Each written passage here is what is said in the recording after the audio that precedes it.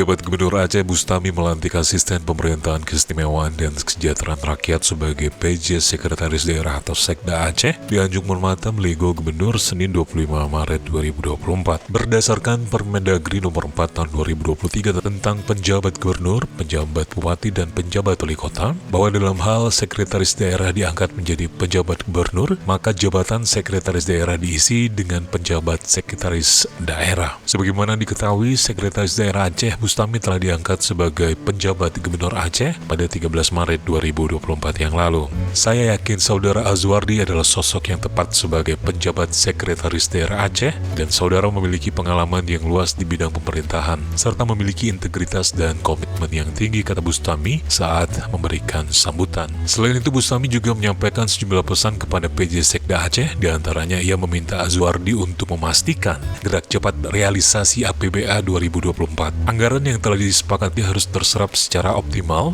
dan tepat sasaran guna mendorong pertumbuhan ekonomi dan juga meningkatkan kesejahteraan masyarakat Aceh.